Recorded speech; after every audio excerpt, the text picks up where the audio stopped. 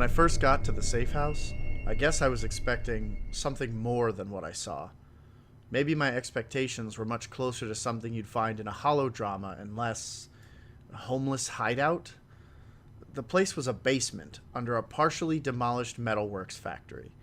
Since it was built on a hill, this basement level managed to stay mostly dry, unlike the adjacent and lower basement areas that had more or less been turned into standing water pools thanks to leaks in the overhead structure and a lack of drainage. Needless to say, I was disappointed that my new home was nothing more than a permacrete square with a tiny damp cot and no windows. My only source of power was a siphon feed from a nearby municipal line that someone had cleverly tapped. It wasn't enough to run a whole household, but it would power a device recharging platform and a network feed antenna, basically all I needed to continue working. I stayed hidden away underground for 2 days in isolation, not so much as powering up a datapad in fear that I would be discovered. My first contact with the outside world came in the form of Keela Taranov, codenamed 4, another member of our underground network. She came to the safe house to check on me and bring me news of what was happening in the wake of the raid on my place. Arriving unannounced, I almost had a heart attack when the basement hatch popped open. Oh, geez, 4, you scared the hell out of me. I thought you were a patrol. What's been happening? Do you have any news? Hey, 10, deep breaths, calm down. 10 was my call sign, a nickname, so we didn't have to use real names internally when communicating across the network. It was an early precaution we took to try and keep anyone from finding out who we really were. Okay, sorry.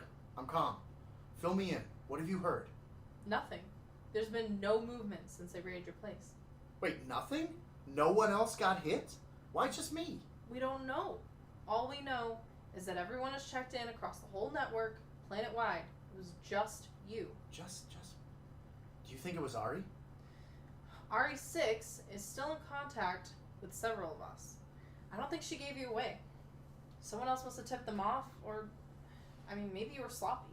Hey, I'm not sloppy. I followed every security precaution that we or Ari could think of. There's no way. Well, obviously there was a way, 10. Otherwise we'd be having this conversation in a tap caf instead of a force-forsaken basement in the industrial sector.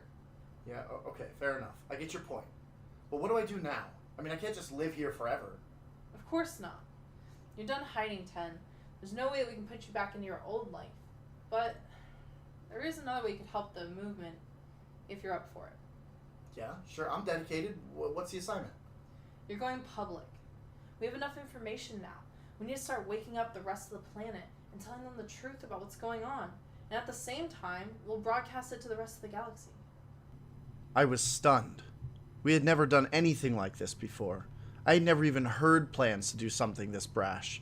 We were about to blow the lid off their secret operations and get the entire planet on our side. That's serious, 4. I don't even know where to begin. What do I... You're gonna start by putting together everything that's happened to you so far. Get it all on voice recordings, use your datapads feed to fill in the blanks, work in offline mode only, and I'll come back in 3 days to get your first logs from you. Then we broadcast and hope that someone's listening. And that's exactly what I did. I generated these logs you've been listening to, and since you're listening to them now, they must also have been transmitted successfully. You have to help us.